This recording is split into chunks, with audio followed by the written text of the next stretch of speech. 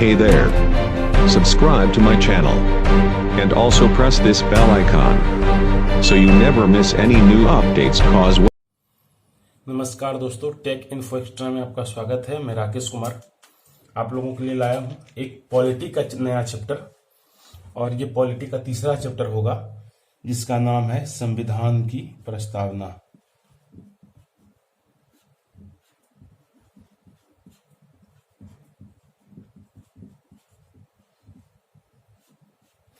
ये चैप्टर है दोस्तों।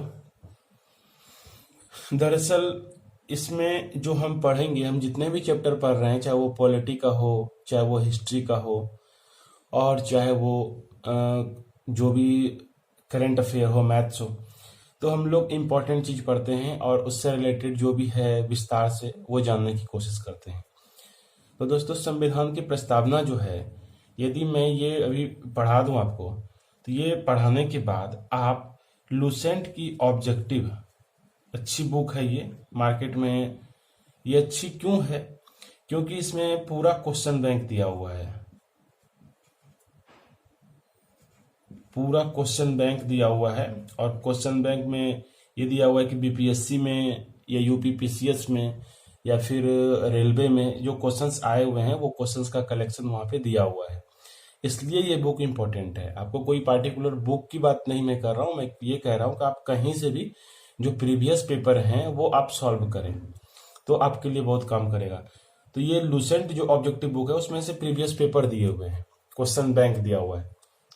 तो इसीलिए इस बुक की मैं बात करता हूं, क्योंकि ये बुक अच्छा है, अच्छी बुक है। तो मैं जिस थ्योरी को पढ़ा दूं उस चैप्टर का क्वेश्चन वहां जाके आप सॉल्व करेंगे तो आपका 95% प्लस क्वेश्चन सॉल्व होगा। कुछ क्वेश्चन सॉल्व इसलिए नहीं हो सकता है क्योंकि मैं जिस चैप्टर को पढ़ा रहा हूं उस चैप्टर में दूसरे वाले चैप्टर का क्वेश्चन डाल दिया गया है, जो मैं वहां पे ये कंसेप्ट नहीं बल्कि अगले चैप्टर में वो कंसेप्ट बताऊंगा तो वहां से बनेगा। लेकिन मैं जितना चीज बता दूं मैं सेलेक्टिव बताता हूं और आपसे सारा क्वेश्चन बनेगा और आपको मजा भी आएगा।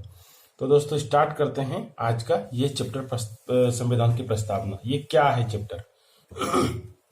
दोस्तों, आपने पिछले वीडियो में देखा था, मैं पिछले वीडियो में बताया था कि 324 लोगों ने मिल करके 324 सदस्य का चुनाव हुआ था। चुनाव नहीं हुआ था, चुनाव इसलिए नहीं हुआ उस समय क्योंकि उस समय न ही निर्वाचन आयोग थी और न ही जो भारत के लोग हैं, भारत की जनता है, वो जागरूक थी। तो जब इन दो चीजों का अभाव था तो इसी अभाव की वजह से चुनाव नहीं कराया गया। तो किसके द्वारा सदस्यों का चुनाव हुआ? ये विधानसभा के सदस्यों द्वारा इसका चुनाव हुआ, इस सदस्यों का। और दोस्तों, मैं बता दूं आपको कि विधानसभा के सदस्यों द्वारा जो चुनाव हुआ वो प्रत्येक 10 लाख की जनसंख्या पर एक सदस्य को चुना गया। ये सारी बातें हम पिछले वीडियो में देख चुके हैं। आज का जो टॉपिक है संविधान की प्रस्तावना है। तो इस 324 सदस्यों ने संविधान सभा का, और एक चीज ये भी बता दूं कि ये जो संविधान सभा का गठन किया गया था वो कैबिनेट मिशन के द्वारा किया गया था।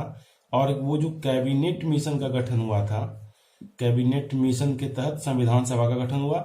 और कैबिनेट मिशन के तहत दो काम हुआ था, एक संविधान सभा का गठन, एक संविधान सभा की गठन, और दूसरी चीजें जो है अंतरिम सरकार का, अंतरिम सरकार। दोस्तों, अब ये अंतरिम सरकार की जरूरत क्यों पड़ी थी? तो जब संविधान सभा का निर्माण, संविधान सभा ने मिलकर के संविधान का निर्माण करना प्रारंभ किया था, तो उससे पहले और उसके बाद, उसके पहले तो ब्रिटिश का शासन चल रहा था, लेकिन जब संविधान सभा ने जब संविधान का निर्माण करने की बात सोची तो वहां पे एक गवर्नमेंट की जरूरत थी, क्योंकि जब गवर्नमेंट होती नहीं तो इसको ऑपरेट कौन करेगा और सिस्टम कैसे चलेगा। इसलिए वहां पे अंतरिम सरकार का गठन किया गया था। ये सारी चीजें आप पिछले वीडियो में देख चुके हैं। अब हम आते हैं सीधी सी अपने टॉपिक पे। जो आज का टॉपिक है वो संविधान की प्रस्तावना। तो संविधान की प्रस्तावना जो चैप्टर है, ये 324 सदस्यों ने मिल करके संविधान बनाने की प्रक्रिया को जन्म दिया। और जब संविधान 2 वर्ष 11 महीने और 18 दिन बाद संविधान बना। ठीक है दोस्तों, तो इस पे मात्र 284 लोगों ने ही साइन किया, 284 लोगों ने साइन किया।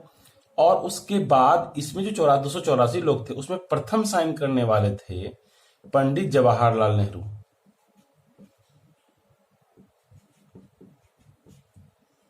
जो प्रथम साइन करने वाले व्यक्ति थे वो पंडित जवाहरलाल नेहरू थे, और लास्ट में साइन करने वाले व्यक्ति जो थे वो थे डॉक्टर राजेंद्र प्रसाद। ये सारी चीजें हैं, आपको पता होना चाहिए। मैं जितनी चीजें आपको बता दूं वो कहीं ना कहीं आपको क्वेश्चन देखने के लिए मिलेगा, क्योंकि मैं एक क्वेश्चन और एक एग्जाम के पैटर्न के दायरे में रह के पढ़ाई कराता हूं दोस्तों, ताकि आप लोग भटके नहीं और आप लोगों को मजा भी आए, एक कहानी की तरह कोरिलेट करते हुए और क्वेश्चन के दायरे में रह के।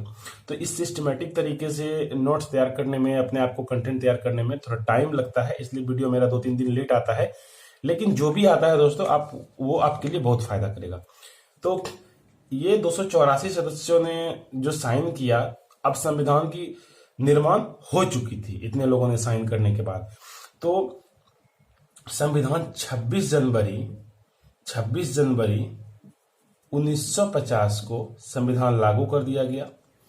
तो अब दोस्तों पढ़ते हैं संविधान की प्रस्तावना, अंदर में क्या है। तो अब आते हैं अपने पॉइंट पे, और अपनी जो टॉपिक है वो है संविधान की प्रस्तावना।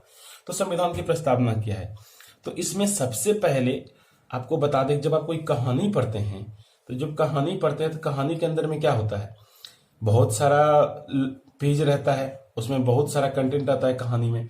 या नॉवेल ही पढ़ते हैं तो बहुत सारा अंदर में लंबी कहानी होती है, एक मोटी सी बुक हो जाती है उसके लिए, कहानी के लिए। तो उसका एक सार होता है पहले ही पेज में, इस पूरी कहानी में क्या लिखा हुआ है उस पूरी कहानी का एक सार होता है यहाँ पे लिखा हुआ।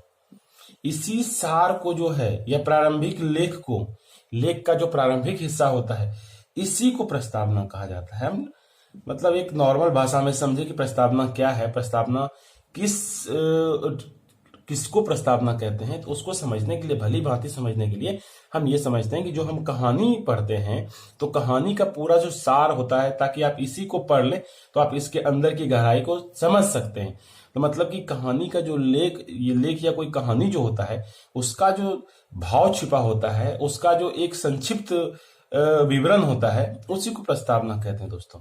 अब हम प्रस्तावना को, ये तो प्रस्तावना समझने के लिए था, अब प्रस्तावना को हम डिफाइन कैसे करेंगे, तो इसको डिफाइन ऐसे करेंगे कि प्रस्तावना किसी लेख या पुस्तक का प्रारंभिक हिस्सा है जिसके तहत पुस्तक या लेख के प्रारंभ में ही परिचय दिया जाता है। यह जवाहरलाल नेहरू के द्वारा बनाए गए उद्देश्य प्रस्ताव पर आधारित है। आप लोग इसे नोट कर लें अपने नोट्स में।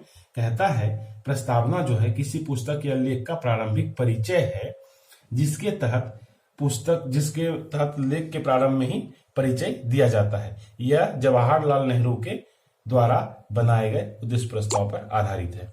तो दोस्तों उम्मीद करते हैं कि आपको ये चीजें जो है, एक मिनट दोस्तों जरा,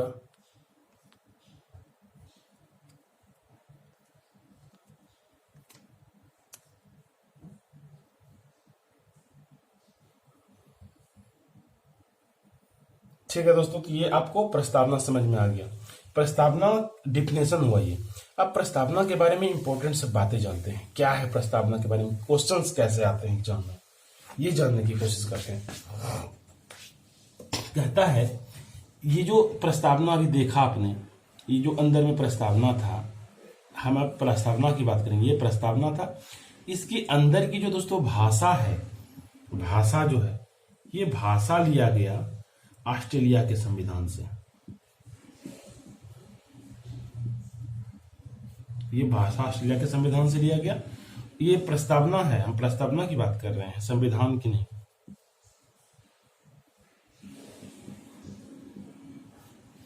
प्रस्तावना के अंदर की जो भाषा है दोस्तों, ये ऑस्ट्रेलिया के संविधान से लिया गया है।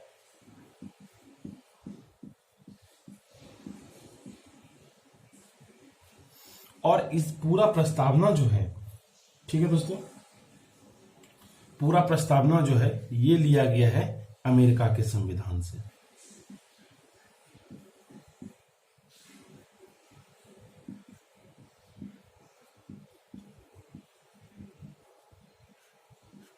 आपको ये चीज समझ में आ गया होगा। आप एक एक पॉइंट को नोट करते चले अपने नोट्स में। एक संविधान विशेषज्ञ हुआ करते थे उस समय, उस संविधान का विशेषज्ञ है N.A. पालकीवाला। उस संविधान विशेषज्ञ का नाम हुआ करता था N.A. पालकीवाला। इन्होंने संविधान के बारे में क्या कहा जानते हैं? इन्होंने कहा संविधान के बारे में, N.A. पालकीवाला ने, कि संविधान की प्रस्तावना जो है एक संविधान का परिचय पत्र है। इन्होंने कहा कि संविधान की प्रस्तावना जो प्रस्तावना है, इन्होंने कहा संविधान की प्रस्तावना संविधान का परिचय पत्र है।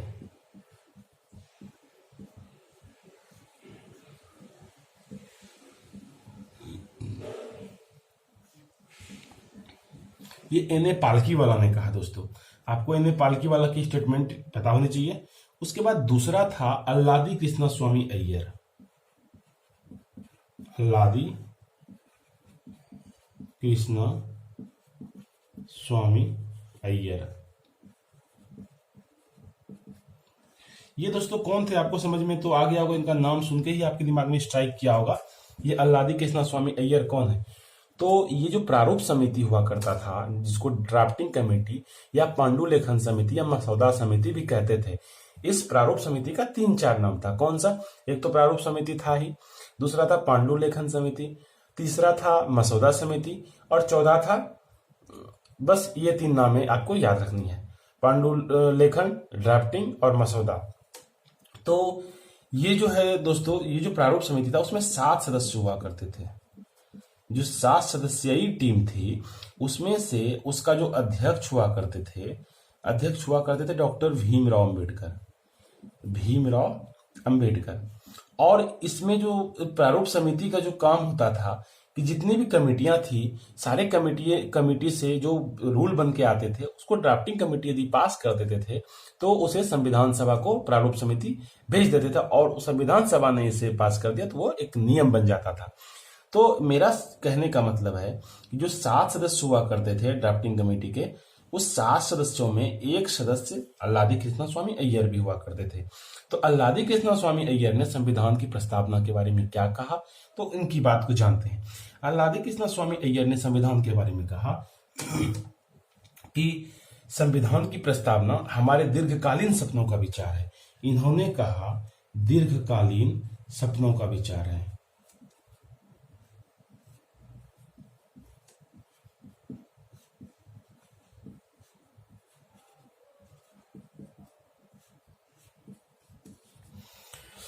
दोस्तों, आपका सारा क्वेश्चन सॉल्व होगा। लूसेंट ऑब्जेक्टिव 95% क्वेश्चन होगा। कोई भी क्वेश्चन कहीं से भी उठाएंगे जो क्वेश्चन पूछा हुआ है प्रीवियस पेपर में, चाहे पीसीएस के हो चाहे बीपीएससी को, सारा क्वेश्चन आपसे सॉल्व होगा। बस आप एक बार इस वीडियो को अंत तक देखें, उसके बाद आप क्वेश्चन उठाएं, तो आपको समझ में आएगा कि आपकी तैयारी कितनी लेवल तक हुई है।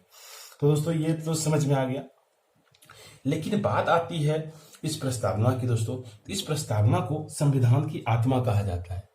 इस प्रस्तावना को जो है, प्रस्तावना को संविधान की आत्मा या कुंजी कही जाती है।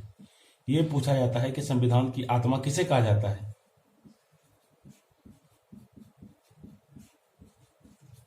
दोस्तों, प्रस्तावना को संविधान की आत्मा या कुंजी कही जाती है। तो इतनी सारी चीजें आपको समझ में आ गई। आपने इसको नोट कर लिया, स्क्रीनशॉट ले लीजिए या फिर आप नोट कर लीजिए, मैं इसे इरेज करूंगा। दोस्तों, संविधान की प्रस्तावना जो है, प्रस्तावना को संविधान की आत्मा तो जरूर कहा गया, लेकिन इसमें भी एक कंट्राडिक्शन है। वो क्या है, तो इसको जानते हैं। आइए दोस्तों, जो डॉक्टर भीमराव अंबेडकर प्रारूप समिति के जो अध्यक्ष हुआ करते थे, डॉक्टर भीमराव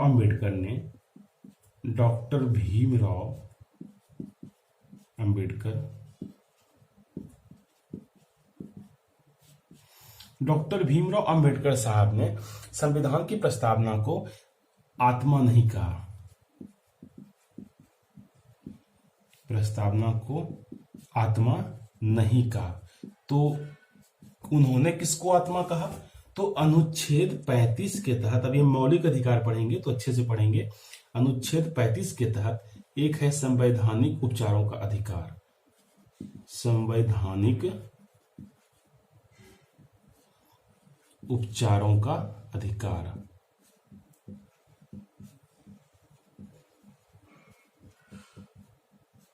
अभी जब हम पढ़ेंगे मौलिक अधिकार तो वहां पे डिटेल में पढ़ेंगे कि ये क्या होता है और कितने सारे मौलिक अधिकार हैं। 7 मौलिक अधिकार हुआ करते थे, एक मौलिक अधिकार को हटा दिया गया, उसको कानूनी अधिकार बना दिया गया है। तो दोस्तों उसके बारे में हम वहां पे पढ़ेंगे डिटेल से। तो फिलहाल अभी ये जानना है कि संविधान की जो प्रस्तावना है, संविधान की प्रस्तावना को आत्मा कहा है जरूर, लेकिन यदि आपसे पूछा जाए कि डॉक्टर भीमराव अंबेडकर ने किसे संविधान की आत्मा कहा है, तो दोस्तों आपको बताना है कि डॉक्टर भीमराव अंबेडकर ने संविधान की प्रस्तावना को आत्मा नहीं कहा। उन्होंने अनुच्छेद 35 के तहत जो संवैधानिक उपचारों का अधिकार है, इसे ही संविधान की आत्मा कहा है। इसे संविधान की आत्मा कहा है। उम्मीद करते हैं अब आपको समझ में आ गया होगा। यदि आपसे क्वेश्चन पूछे कि डॉक्टर भीमराव अंबेडकर ने संविधान की आत्मा किसे कहा है, तो आप इसको टिक करेंगे, संवैधानिक उपचारों का अधिकार। यदि आपका डॉक्टर भीमराव अंबेडकर का ऑप्शन नहीं दे करके कहता है कि संविधान की आत्मा किसे कहते हैं, सिर्फ पूछा जाए कि संविधान की आत्मा किसे कहते हैं, तो आप टिक करेंगे प्रस्तावना को। तब आप टिक करेंगे प्रस्तावना को, इसको टिक करेंगे दोस्तों। तो उम्मीद है कि ये सब चीजें आपको समझ में आ गई होगी।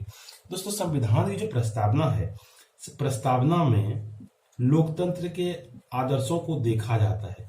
जो प्रस्तावना है इसमें लोकतंत्र के आदर्श को देखने के लिए मिलता है।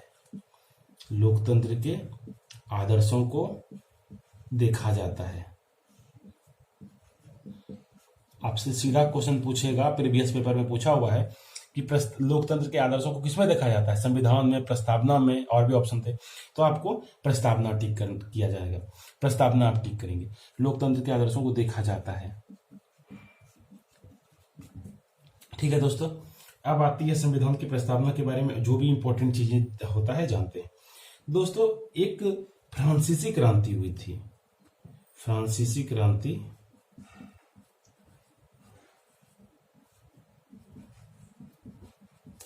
फ्रांसीसी क्रांति हुई थी, ये हुई थी 1789 में।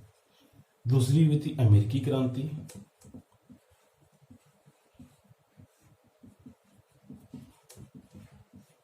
ये हुई थी दोस्तों 1776 में।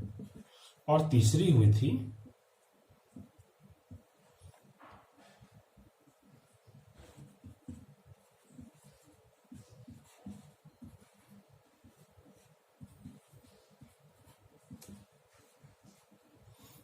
बोल्शेविक क्रांति।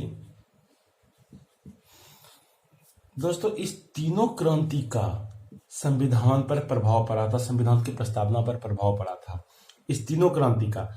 तो आपसे क्वेश्चन में पूछेगा कि संविधान की प्रस्तावना पर कौन कौन से क्रांति का प्रभाव पड़ा था, तो फ्रांसीसी क्रांति का पड़ा था, अमेरिकी क्रांति का पड़ा था और बोल्शेविक क्रांति का पड़ा था। ये क्वेश्चन पूछा हुआ है प्रीवियस पेपर में, इसलिए हमने इसे डिस्कस कर दिया।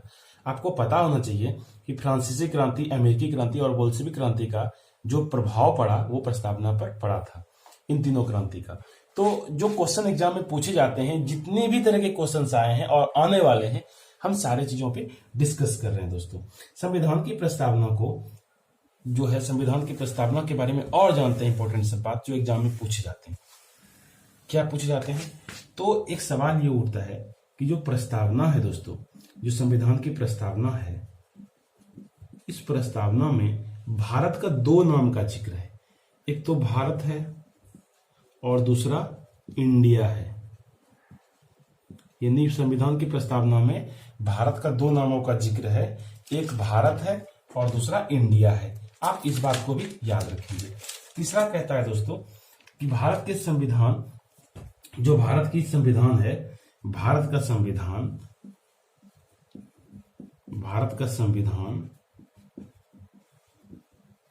भारत की जनता द्वारा स्वीकृत है।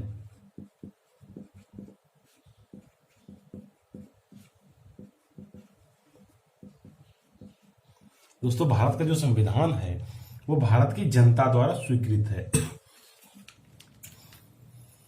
दोस्तों, यदि हम संविधान सभा की बात करें, संविधान सभा ने संविधान का निर्माण तो कर दिया, और जब संविधान का निर्माण कर दिया तो उसमें हमारे प्रस्तावना जो आगे वाला पोर्शन था, सबसे पहला पेज जो प्रस्तावना का होता है, तो उस प्रस्तावना में संविधान के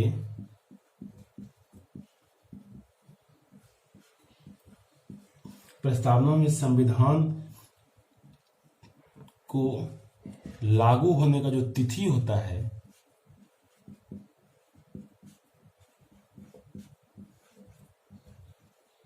लागू होने की तिथि का विवरण नहीं मिलता है दोस्तों।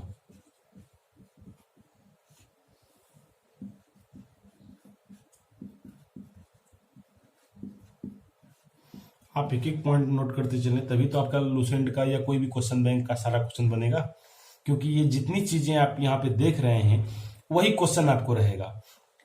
तो कहता है कि संविधान की प्रस्तावना में संविधान को लागू करने की तिथि का विवरण नहीं मिलता है। ये भी क्वेश्चन है दोस्तों। अब आते हैं हम लोग संविधान की प्रस्तावना के बारे में, लेकिन उसके पहले कुछ और पॉइंट्स है वो देखते हैं।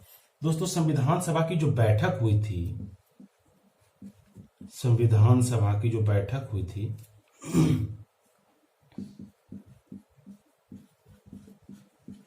किस किस डेट में हुई थी ये देख लें जरा सा। बैठक, इसकी बैठक की बात करें तो फर्स्ट मीटिंग जो हुई थी, फर्स्ट बैठक, चलिए हिंदी में लिखते हैं इसको, प्रथम बैठक जो हुई थी, प्रथम बैठक हुई थी 9 दिसंबर 1946 को, और द्वितीय बैठक हुई थी दोस्तों, द्वितीय बैठक हुई थी 11 दिसंबर 1946 को। और उद्देश्य प्रस्ताव जो पेश किया गया, ये पेश किया गया 13 दिसंबर 1946 को। ये उद्देश्य प्रस्ताव जवाहरलाल नेहरू ने किया।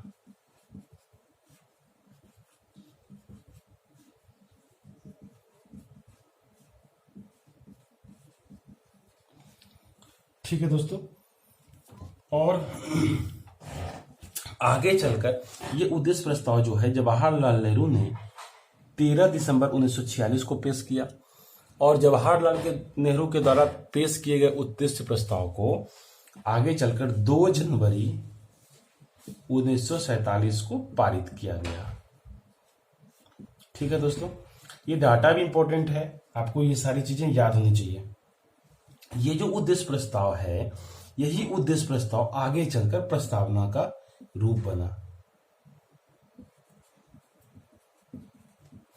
और इस प्रस्तावना को इसीलिए, चूंकि उद्देश्य प्रस्ताव से प्रस्तावना बना, इसलिए इसे उद्देशिका भी कहते हैं। उम्मीद करते हैं दोस्तों आपको ये चीज समझ में आ गया होगा। अब हम आगे बढ़ते हैं। भारत के संविधान को संविधान सभा में अंगीकृत किया गया, ये भी नोट कर लें, कई बार एग्जाम में आया है। मैं आप इस स्क्रीनशॉट ले लीजिए इसका, या फिर मैं इसे, या फिर आप लिखते चलें साथ में, या फिर सुन लें फिर पॉज करके लिख लें, जो भी आपको अच्छा लगे अपने हिसाब से आप मैनेज कर लें। अब मैं इसे मिटा रहा हूं।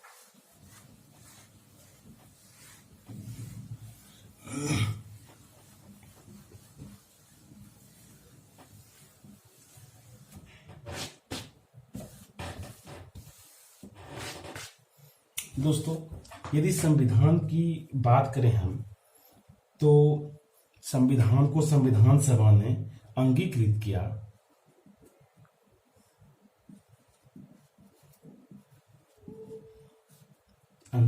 है 26 नवंबर 1949 को। भारतीय संविधान को संविधान सभा ने अंगीकृत कब किया?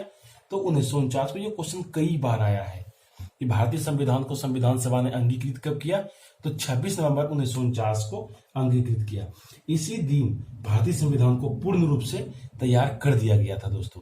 26 नवंबर 1949 को जो संविधान अंगीकृत हुआ, इसी दिन भारतीय संविधान को पूर्ण रूप से तैयार कर दिया गया था। 26 जनवरी 1950 को भारतीय संविधान को लागू किया गया। अतः तब से भारत एक प्रभुत्व संपन्न प्रजातांत्रिक गणराज्य बन गया। ये दोस्तों बता दें कि 26 जनवरी 1950 को भारतीय संविधान लागू किया गया। भारतीय संविधान लागू किया गया, और ये जो लागू किया गया 26 जनवरी 1950 को, तब से भारत एक प्रभुत्व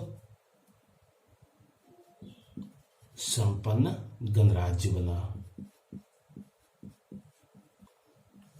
ठीक है, 26 जनवरी 1950 को भारतीय संविधान लागू हुआ और तब से ही प्रभुत्व संपन्न गणराज्य भारत बन गया। ये पता होना चाहिए आपको।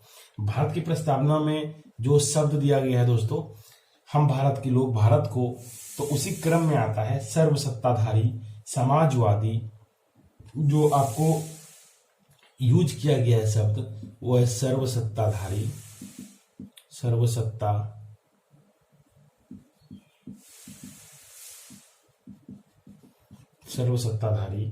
समाजवादी,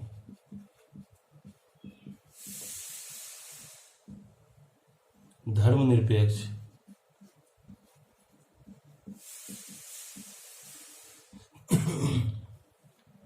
लोकतांत्रिक,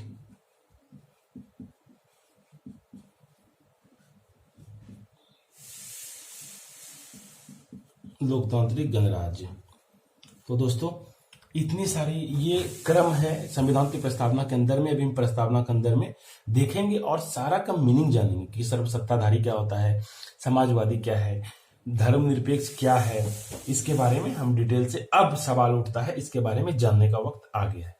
अब जानते हैं दोस्तों, हमारा जो प्रस्तावना है, प्रस्तावना में लिखा हुआ है, हम भारत के लोग भारत को एक संपूर्ण प्रभुत्व संपन्न, समाजवादी, पंथ निरपेक्ष, लोकतंत्रात्मक गणराज्य बनाने के लिए तथा उसके समस्त नागरिकों को सामाजिक, आर्थिक, राजनीतिक, न्याय, विचार, अभिव्यक्ति, विश्वास, धर्म और उपासना की स्वतंत्रता, प्रतिष्ठा और अवसर की समता प्राप्त करने के लिए तथा उन सब में व्यक्ति की गरिमा और राष्ट्र की एकता और अखंडता सुनिश्चित करने वाली बंधुता बढ़ाने के लिए दृढ़ संकल्प होकर अपनी इस संविधान सभा में आज तारीख 26 नवंबर 1949 ईस्वी को एतत् द्वारा संविधान को अंगीकृत, अधिनियमित और आत्मसमर्पित करते हैं। ये हमारे संविधान की प्रस्तावना था दोस्तों। प्रस्तावना के बारे में जो शब्द आता है पहला शब्द है हम भारत के लोग। अब हम पढ़ेंगे यहाँ से एक एक शब्द को, जिसमें जितना भी शब्द यूज किया गया है सारे का मतलब जानेंगे और इसी से क्वेश्चन एग्जाम में आते हैं दोस्तों। तो बस जानते हैं अब दोस्तों। अब हम प्रस्तावना के बारे में जो उसके शब्द हैं उसके अंदर में उस शब्द के महत्व को और उसका मतलब समझेंगे दोस्तों। तो उसमें जो पहला शब्द आता है वो पहला शब्द आता है हम भारत के लोग। हम भारत के लोग से हमारे संविधान की प्रस्तावना का शुभारंभ होता है। उसमें जो शब्द है हम भारत के लोग, हम भारत के लोग। हम भारत के लोग का मतलब होता है दोस्तों कि भारत की जनता, ठीक है, भारत की जनता वह शक्ति है जो संविधान को शक्ति प्रदान करती है और संविधान इतना शक्तिशाली हो जाता है कि पूरी प्रशासनिक व्यवस्था को संचालित करती है, यानी पूरी प्रशासनिक व्यवस्था का सुपर पावर हो जाता है। ये हमारा संविधान है। तो हम भारत के लोग का मतलब है कि भारत की जनता वह शक्ति है जो संविधान को शक्ति प्रदान करती है। तो आप इतना समझेंगे, मतलब हम भारत के लोग मतलब भारत की जनता। हम भारत के लोग मतलब भारत की जनता, और भारत की जनता मतलब संविधान को, यही क्या करता है, संविधान को शक्ति प्रदान करता है।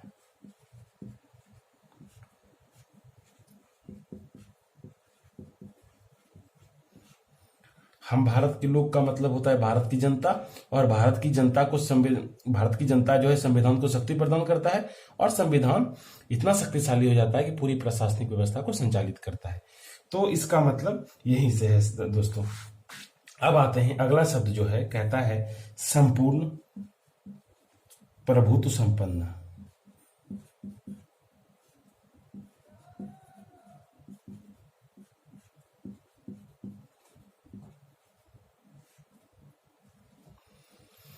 संपूर्ण प्रभुत्व संपन्न का मतलब होता है कि भारत अपना निर्णय लेने के लिए स्वतंत्र है। चाहे निर्णय वो आंतरिक तरीके का हो, भारत के अंदर का निर्णय हो, अपने अंदर देश के अंदर के बारे में जो निर्णय हो रहा हो, चाहे देश के बाहर के बारे में जो निर्णय ले रहा हो, मतलब आंतरिक निर्णय। और भारत अपना आंतरिक निर्णय और बाह्य निर्णय लेने के लिए भारत स्वतंत्र है। इस पर भारत देश पर किसी अन्य देश का कोई अधिकार नहीं है, यानी कि भारत एक स्वतंत्र राष्ट्र बन चुका है। संपूर्ण प्रभुत्व संपन्न का मतलब होता है कि भारत एक ऐसा राष्ट्र है जिस पर किसी अन्य देश का अब कोई अधिकार नहीं है। ये संपूर्ण प्रभुत्व संपन्न का मतलब होता है। मतलब संपूर्ण प्रभुत्व संपन्न को यदि हम संपूर्ण प्रभुत्व संपन्न को यदि हम लिखें तो भारत आंतरिक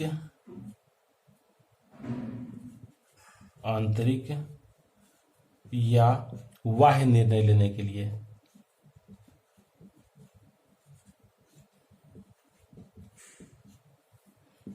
के लिए स्वतंत्र है। ठीक है दोस्तों, भारत आंतरिक या बाह्य निर्णय लेने के लिए स्वतंत्र है। इस पर किसी अन्य देश का या राष्ट्र का कोई अधिकार नहीं है।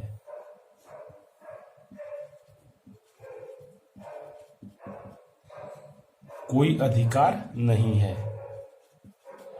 संपूर्ण प्रभुत्व संपन्न का मतलब होता है कि भारत अपना आंतरिक और बाह्य निर्णय लेने के लिए स्वतंत्र है। किसी अन्य देश का भारत पर कोई अधिकार नहीं है। यही संपूर्ण प्रभुत्व संपन्न का मतलब होता है दोस्तों। उसके बाद एक शब्द आता है समाजवादी। समाजवादी का मतलब क्या है तो है दोस्तों, समाजवादी जो है ये समानता को प्रदर्शित करता है। समाजवादी जो है दोस्तों ये समानता को प्रदर्शित करता है। भारत में जो समाज है ये लोकतांत्रिक समाज है। भारत में लोकतांत्रिक समाजवाद है। ये क्या होता है बता रहे हैं। भारत में लोकतांत्रिक समाजवाद है और ये लोकतांत्रिक समाजवाद जो है जवाहरलाल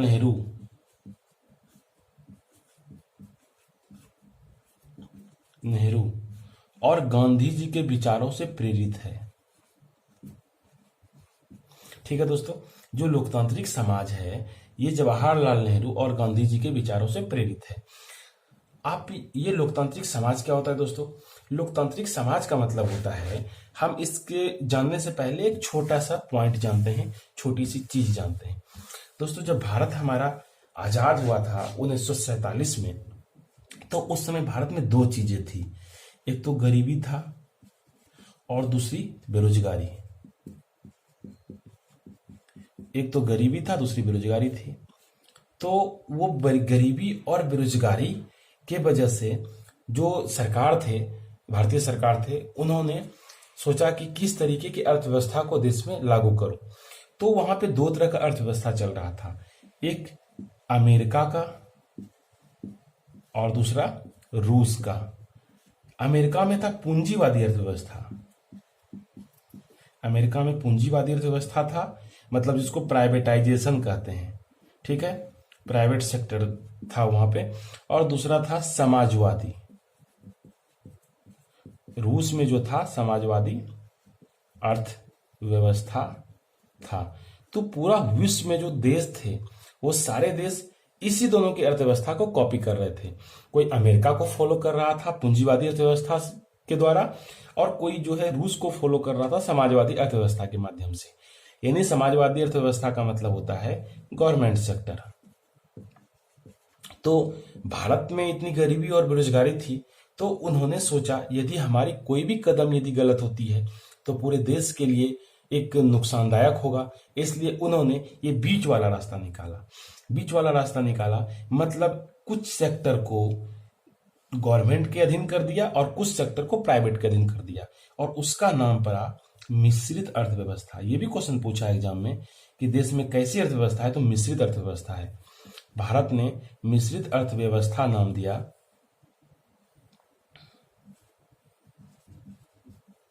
इसका नाम दिया मिश्रित अर्थव्यवस्था। दोस्तों ये जो मिश्रित अर्थव्यवस्था है, इसके तहत कुछ सेक्टर को गवर्नमेंट के अधीन और कुछ सेक्टर को प्राइवेट के अधीन। उसी का देन है कि आज जो है IOCL, Indian oil corporation limited, भेल, भारत हैवी इलेक्ट्रिकल लिमिटेड, तो और भी इतने, GAIL, gas authority Indian limited, SAIL, steel authority Indian limited, तो जो भी पावर सेक्टर भी हैं और जो भी PSUs वगैरह, नवरत्ना वगैरह है, तो ये गवर्नमेंट कंपनियां हैं, तो इसको गवर्नमेंट संचालित करती है दोस्तों। बात आती है प्राइवेट की, तो प्राइवेट सेक्टर के तहत जो है रिलायंस, टाटा, तो ये सारी जितनी भी कंपनियां हैं इसे प्राइवेट ऑपरेट करती है। तो मेरा कहने का मतलब है लोकतंत्रात्मक गणराज्य का मतलब है, लोकतांत्रिक समाजवाद का मतलब है दोस्तों कि प्राइवेट सेक्टर और गवर्नमेंट सेक्टर दोनों मिलकर कंधे में कंधा मिलाकर एक मजबूत समाजवाद का निर्माण करते हैं, और इसी का संबंध जो है समाजवादी शब्द से है। अब आपको समझ में आ गया होगा। अब हम आगे पॉइंट की तरफ बढ़ते हैं। अगला पॉइंट है मेरा दोस्तों, समाजवाद के बाद यदि इसके लक्ष्य की बात करें, ये जो समाजवाद है, समाजवादी जो अर्थ है, यदि इसके लक्ष्य की बात करें तो गरीबी, अज्ञानता, बीमारी और अवसर की समानता को दूर करना ही इसका लक्ष्य है। ये भी क्वेश्चन पूछा हुआ है कि समाजवादी का लक्ष्य क्या है, तो आप इसको नोट कर लीजिए अपने नोट में कि इसकी जो लक्ष्य है यह है गरीबी, अज्ञानता, बीमारी और अवसर की समानता को दूर करना, अवसर की असमानता को दूर करना। मतलब जो गरीबी है, बेरोजगारी है, ये सारी चीजें जो है, अज्ञानता है, बीमारी है, इन सब चीजों को दूर करना इनका मेन लक्ष्य था। समाजवादी का यही मतलब होता है। अब दोस्तों अगला आता है पंथ निरपेक्ष, जिसको इंग्लिश में सेक्युलर कहते हैं। कहीं कहीं पे सेक्युलर भी यूज किया रहता है और कहीं कहीं पे धर्मनिरपेक्ष भी यूज किया रहता है दोस्तों, आप इसमें कंफ्यूज ना करें। तीसरा है पंथ निरपेक्ष।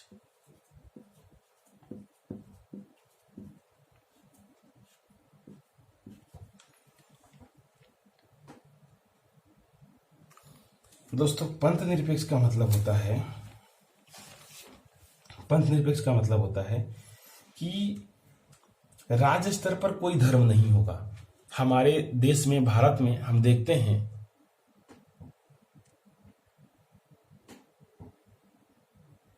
एक मिनट दोस्तों, हम अपने देश भारत में देखते हैं कि यहाँ पे जो है कोई प्रॉपर राज्य का या प्रॉपर प्रांत का कोई धर्म नहीं होता।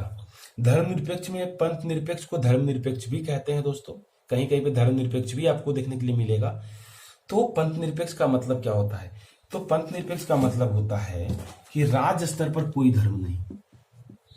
इसका मतलब ये होता है कि राज्य स्तर पर कोई धर्म नहीं, यही पंथ निरपेक्ष का मतलब होता है। दूसरी चीजें जानेंगे, जो भी धर्म होता है वो व्यक्ति का धर्म होता है।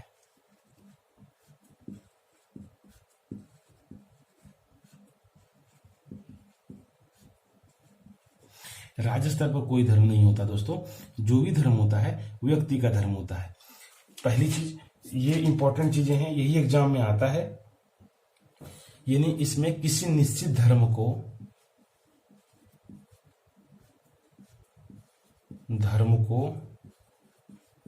नहीं स्वीकारा जाता।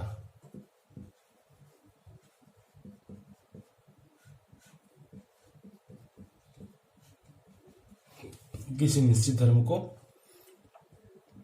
देखिए कभी पूछ देता है कि ऑप्शन में ये दे देगा तो आप ये टिक करेंगे, ये दे देगा तो ये टिक करेंगे। जो ऑप्शंस में रहेगा आपको सारी चीजें इसके बारे में आना चाहिए। बात एक ही है पंथ निरपेक्ष का मतलब कि राज्य स्तर पर कोई धर्म नहीं होगा बस। और इससे देखिए कितना अर्थ निकल रहा है, किसी निश्चित धर्म की नहीं स्वीकृति दी जाएगी। फिर अगला है सभी नागरिकों को, इसी को घुमा के थोड़ा शब्द ऑप्शंस में यूज करता है क्वेश्चन में। ऑप्शंस में आपको ये दिया रहेगा तो आप कैसे इसको समझेंगे, ये धर्मनिरपेक्ष का शब्द है। तो अगला है दोस्तों कि सभी नागरिकों को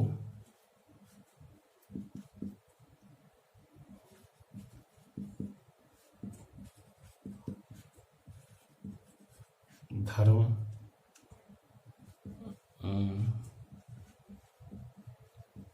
एवं उपासना की स्वतंत्रता दी जाती है।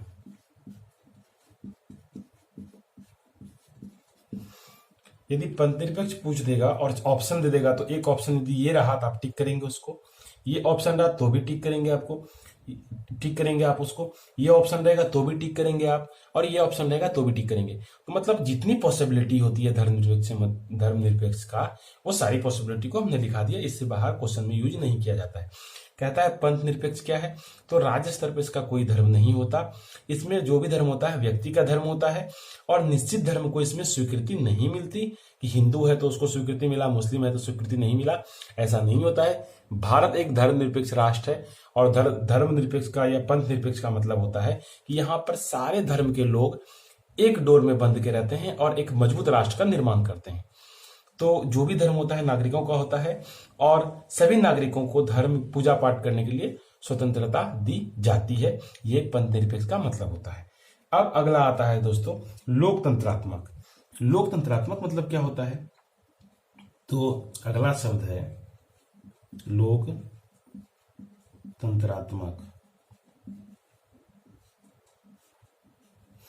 लोकतंत्रात्मक मतलब होता है कि लोकतंत्र जनता के द्वारा और जनता के लिए संचालित सरकार है, ऐसा कहा था अब्राहम लिंकन ने दोस्तों। तो लोकतंत्र एक ऐसी व्यवस्था है जिसके शासन के लिए जनता जिम्मेवार है। ये लोकतंत्र एक ऐसी व्यवस्था है जिसके शासन के लिए जनता जिम्मेवार है। शासन के लिए जनता जिम्मेवार, हम यहां पे लिख दें शासन के लिए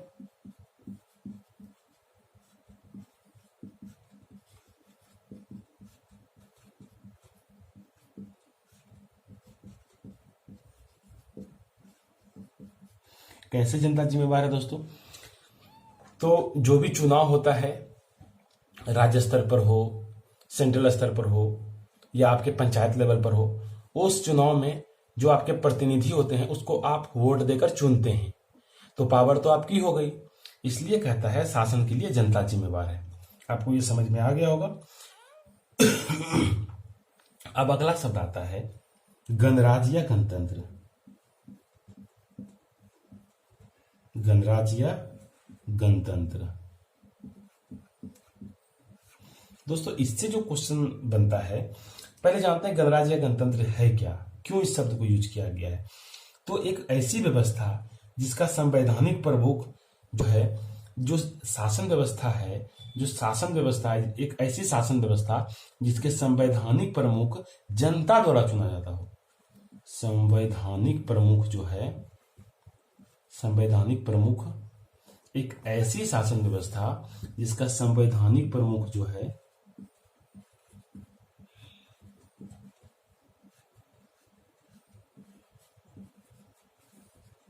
संवैधानिक प्रमुख जनता द्वारा चुना जाता है। अब दोस्तों ये जनता द्वारा चुना जाता है तो ये निश्चित अवधि के लिए चुना जाएगा, यानी कि निश्चित अवधि के लिए निर्वाचित हुआ हो। निश्चित अवधि के लिए निश्चित अवधि के लिए निर्वाचित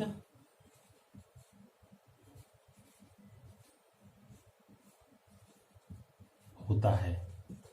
निश्चित अवधि के लिए निर्वाचित होता है। जो गणतंत्र है दोस्तों, गणतंत्र या गणराज्य का मतलब होता है कि वो ऐसी शासन व्यवस्था जिसका संवैधानिक प्रमुख जनता के द्वारा चुना जाता है, चाहे वो प्रत्यक्ष रूप से चुना जाए, चाहे वो अप्रत्यक्ष रूप से चुना जाए।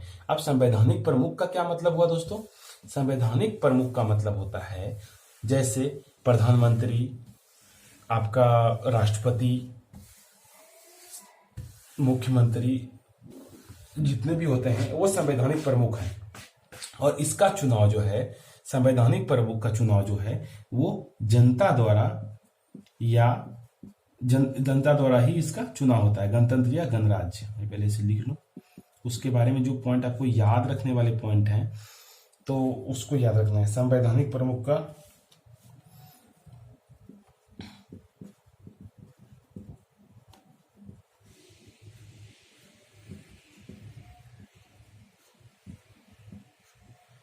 चुनाव होता है, पहली बात है। दूसरी चीजें हैं कि निश्चित अवधि के लिए चुनाव होता है।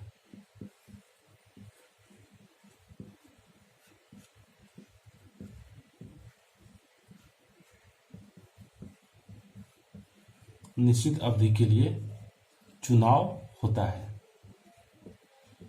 आपसे ये दे करके जो भी उस शब्द दे रहे हैं, जो भी लाइन में लिख रहा हूं, वो ऑप्शन में कहीं ना कहीं दे देगा, तो आपको समझना पड़ेगा कि ये गणतंत्र का मतलब यही होता है। तीसरी चीजें हैं कि जो होता है वो जो सरकार, जो संवैधानिक प्रमुख होते हैं, वो वंशानुगत ना हो। ये चीज है दोस्तों।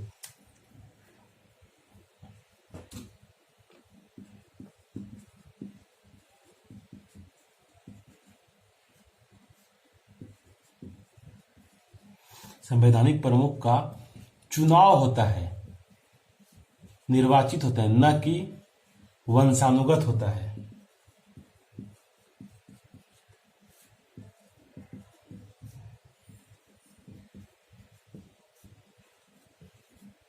दोस्तों, जो गणतंत्र या गणराज्य यदि दिया रहेगा तो उसमें ऑप्शन रहेगा वंशानुगत न हो। तो ये जो गणतंत्र या गणराज्य है, इसका मतलब होता है जो संवैधानिक प्रमुख है, जैसे प्रधानमंत्री, राष्ट्रपति, मुख्यमंत्री, इन सब का चुनाव होता है और निश्चित समय के लिए चुनाव होता है, निश्चित अवधि के लिए उसे चुना जाता है।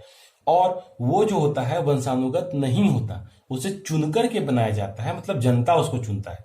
तो ये गणतंत्र का मतलब इतना होता है। जब गणतंत्र आप समझ गए तो गणतंत्र के बाद आता है दोस्तों न्याय। न्याय के बाद करती है हमारी प्रस्तावना में। तो अब न्याय क्या है? न्याय, ये जो न्याय है दोस्तों, न्याय तीन तरह का होता है। एक सामाजिक न्याय होता है, एक सामाजिक न्याय होता है, और दूसरा जो होता है दोस्तों आर्थिक न्याय होता है,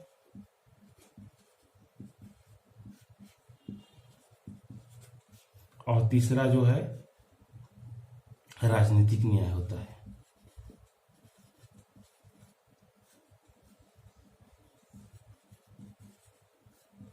तीन तरह का न्याय होता है दोस्तों। तो सामाजिक न्याय में गरीब अमीर, उच्च नीच में समानता को ही सामाजिक न्याय कहते हैं। गरीब अमीर, गरीब अमीर, उच्च नीच, उच्च नीच मतलब जाति के पॉइंट ऑफ व्यू से, गरीबी अमीरी के पॉइंट ऑफ व्यू से, ये सब जितने भी है, इसके बीच में समानता की बात सामाजिक न्याय करता है।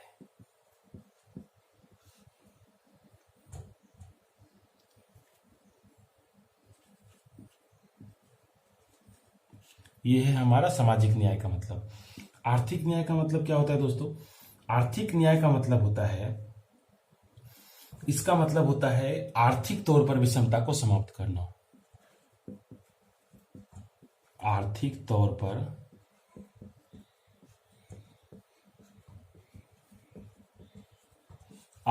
पर विषमता को समाप्त करना।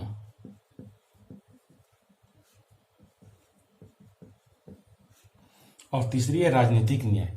राजनीतिक न्याय मतलब होता है, इसमें भी पहले मैं बता दूं कि आर्थिक न्याय, आर्थिक तौर पर विषमता को समाप्त कैसे किया जाएगा। तो दोस्तों मैं इसको पहले एक्सप्लेन करता हूं। आप देखे होंगे कि यहाँ पे ऐसे लोग हैं जिसकी मंथली इनकम 1 लाख रुपये पर मंथ है, 1 लाख पर मंथ है, ठीक है, 2 लाख पर मंथ है, 2.5 लाख पर मंथ है। लेकिन कुछ ऐसे भी व्यक्ति हैं जिसके पास जो है मंथली इनकम 8,000 पर मंथ है, ठीक है, 8,000 पर मंथ है। तो आप देख लीजिए कितनी असमानता है। तो गवर्नमेंट का जो आर्थिक न्याय है, आर्थिक न्याय के तहत ये कहा गया है कि ये जो असमानता है इसे समाप्त करना है। आर्थिक रूप से असमान नहीं होना चाहिए। तो कैसे समान होगा दोस्तों?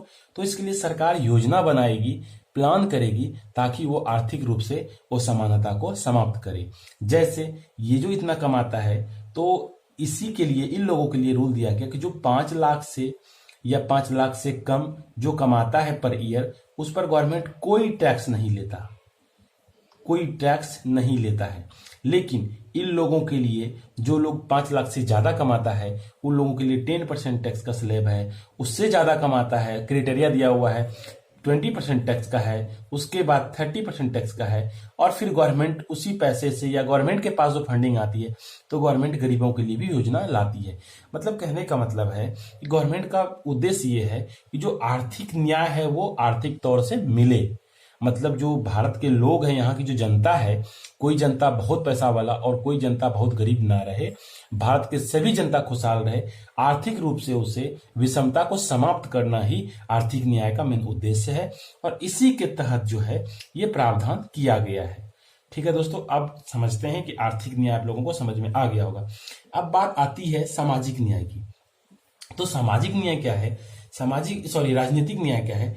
इसमें गरीब अमीर उच्च नीच सारे लोग राजनीतिक में जा सकते हैं। जैसे किसी को चुनाव लड़ना हुआ, कोई सांसद के पद पे चुनाव लड़ते हैं, तो ऐसा तो नहीं होता कि वो ब्राह्मण है इसलिए लड़ रहे हैं और वो दलित है तो वो नहीं लड़ रहे हैं, ऐसा नहीं होता है। मतलब जाति, गरीबी, अमीरी, खूब पैसा वाला चुनाव लड़ता है, गरीब चुनाव नहीं लड़ सकता, ऐसा भी नहीं होता है। यहाँ पे क्या है कि राजनीतिक न्याय का मतलब है कि गरीब अमीर उच्च नीच सभी लोगों के लिए राजनीतिक की समानता होनी चाहिए। यही राजनीतिक न्याय का मतलब होता है। उम्मीद करते हैं कि आप ये चीज समझ गए होंगे दोस्तों। अब आता है स्वतंत्रता। स्वतंत्रता मतलब होता है अगला शब्द, जो संविधान की प्रस्तावना में जितने भी वर्ड हैं हम उसको बारी बारी से क्लियर कर रहे हैं, ताकि आप संविधान की प्रस्तावना पढ़ें, आपको सारी चीजें दिमाग में सेट हो जाए। और इसी से क्वेश्चंस आते हैं। इससे ज्यादा क्वेश्चंस आपसे नहीं आएगा संविधान की प्रस्तावना में, इसी से क्वेश्चन आएगा दोस्तों। अब आता है स्वतंत्रता। स्वतंत्रता में क्या है, स्वतंत्रता कहता है कि व्यक्ति को इतना स्वतंत्रता दी जाए कि वो खुद का विकास कर सके। क्योंकि व्यक्ति को, इसमें मैं लिख रहा हूं,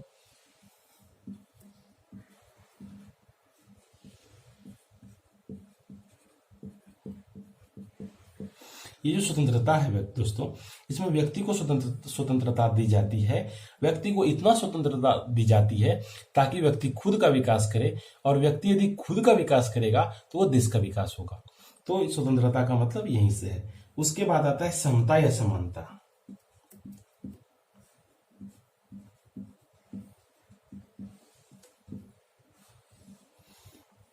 ये समता या असमानता आर्थिक एवं सामाजिक स्तर पर समानता की बात करता है। ये आर्थिक एवं सामाजिक स्तर पर, आर्थिक और सामाजिक स्तर पर समानता की बात करता है। दोस्तों ये समझ में आ गया होगा। उसके बाद आता है व्यक्ति की गरिमा। मैं इसे मिटा रहा हूं, आप लोग नोट कर लीजिए। उसके बाद आता है व्यक्ति की गरिमा। उसके बाद आता है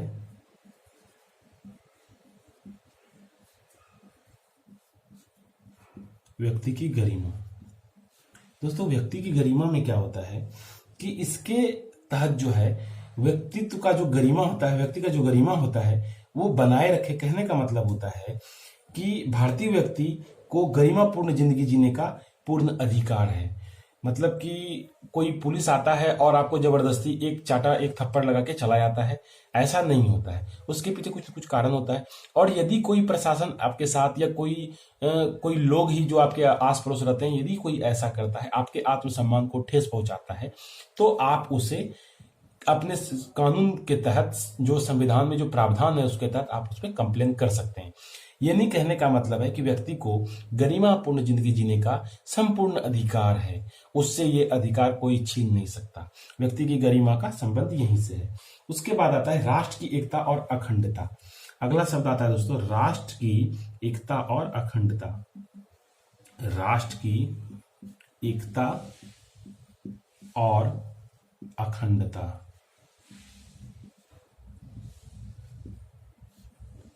दोस्तों राष्ट्र की एकता और अखंडता का मतलब होता है कि देश के सभी जाति, सभी धर्म के लोग को एक राष्ट्र में बंध कर चलने को ही राष्ट्र की एकता या अखंडता कहेंगे। क्यों? आपको पता है भारत जो है विविधता में भरा हुआ, विविधता में एकता वाला देश है।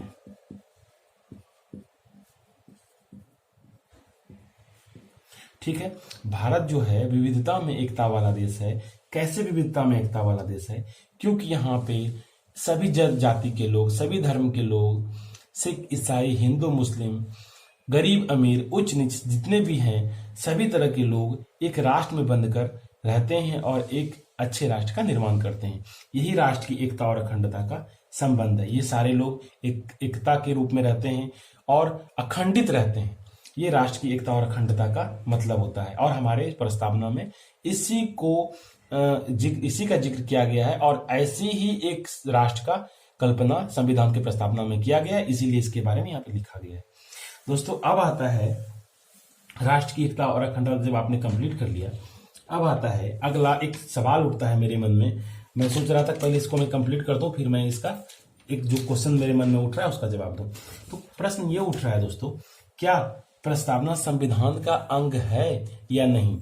अभी आपने देखा कि यहाँ पे जो हमारा था, ये हमारा संविधान था और यहाँ पे हमारा प्रस्तावना था। तो अब हमारा प्रश्न ये है कि ये प्रस्तावना जो है, क्या ये प्रस्तावना संविधान का अंग है? हमारा क्वेश्चन है, क्या प्रस्तावना संविधान का अंग है? तो इस पर बहुत कंफ्यूजन हुआ दोस्तों। अब इस पर हम अच्छे से डिस्कशन करते हैं। तो संविधान जो है, प्रस्तावना जो है संविधान का अंग है, इसके लिए संघवाद के तहत यह निर्णय लिया गया कि प्रस्तावना संविधान का अंग नहीं है। ठीक है। इसके तहत सबसे पहले 2 केस आया इसके लिए। पहला केस आया बेड़ूवाड़ी संघवाद,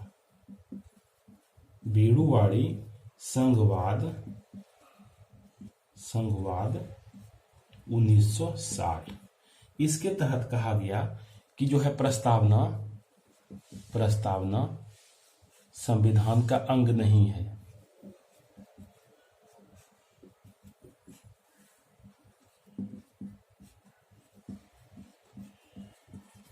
कहा दोस्तों, बेड़ूवाड़ी संघवाद का जो केस आया, इसके तहत सर्वोच्च न्यायालय ने यह आदेश दिया कि प्रस्तावना जो है संविधान का अंग नहीं है। जब प्रस्तावना संविधान का अंग नहीं है, इसमें कोई संवैधानिक संशोधन नहीं हो सकता। कोई संशोधन नहीं हो सकता। बहुत दिन तक संशोधन हुआ भी नहीं, इसीलिए बहुत दिन तक इसमें संशोधन नहीं हुआ। लेकिन आगे चल करके केशवानंद भारती बनाम केरल केस आया। मिटा रहा हूं इसे। आगे चलकर ये केशवानंद भारती बनाम केरल, ये केस आया।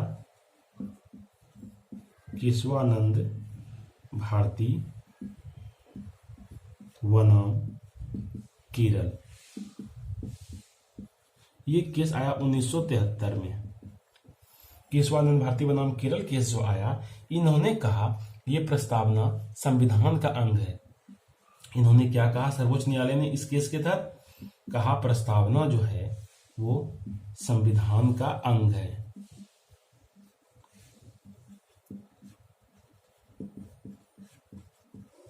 प्रस्तावना संविधान का अंग है, और जब प्रस्तावना संविधान का अंग है तो इसमें संवैधानिक संशोधन किया जा सकता है।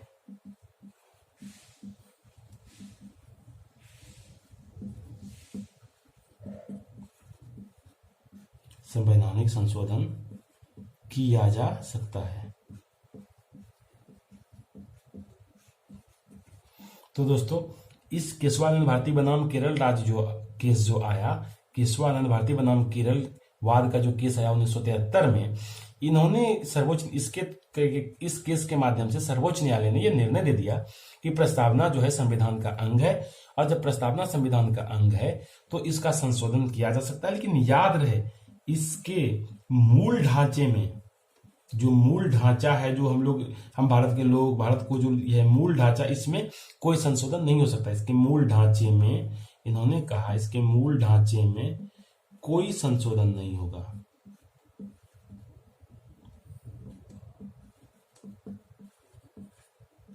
संशोधन नहीं कर सकते हैं। मूल ढांचे में नहीं कर सकते हैं, लेकिन प्रस्तावना में संशोधन कर सकते हैं।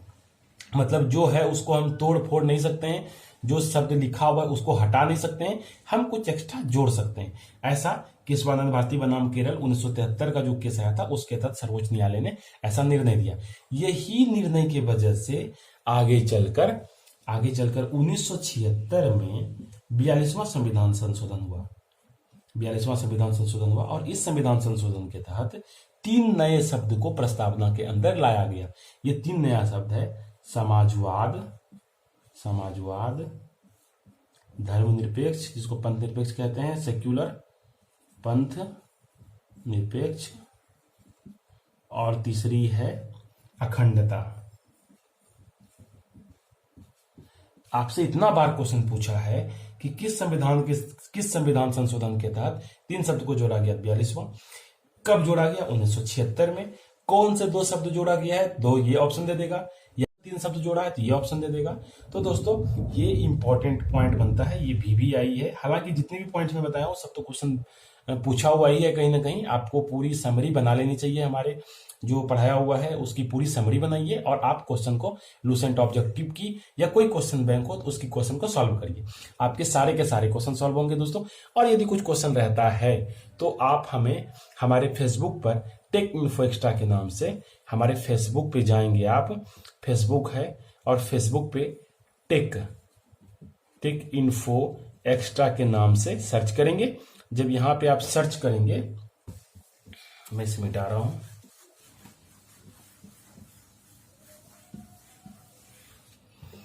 दोस्तों हमारे फेसबुक पे जाएं, आप फेसबुक पे जाके वहां पे टेक इन्फो एक्स्ट्रा है सर्च करें, तो वहां पे जो आएगा तो वहां पे लाइक करें एंड जो भी क्वेश्चन आपकी है, जो भी क्वेरी है आपके, मैं वहां पे आप कमेंट करके पूछ सकते हैं, मैं उसका क्विकली जवाब दूंगा और आपकी प्रॉब्लम को सॉल्व किया जाएगा।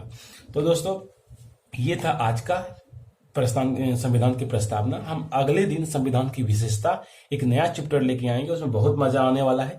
इतना मजा आएगा कि आपसे सारा क्वेश्चन सॉल्व होगा और जब क्वेश्चन सॉल्व होगा तो आप अपने आप में प्राउड फील करेंगे। तो दोस्तों बस आज का सफर यहीं तक। आपने ध्यानपूर्वक हमारे इस वीडियो को देखा, ध्यानपूर्वक तैयारी की। अब 1 घंटा बैठ के कंप्लीट 1 घंटे की तो वीडियो होगी और उस 1 घंटे में कंप्लीट वक्त टेक इन्फो एक्स्ट्रा को आपने दिया। इसके लिए आपका बहुत बहुत धन्यवाद।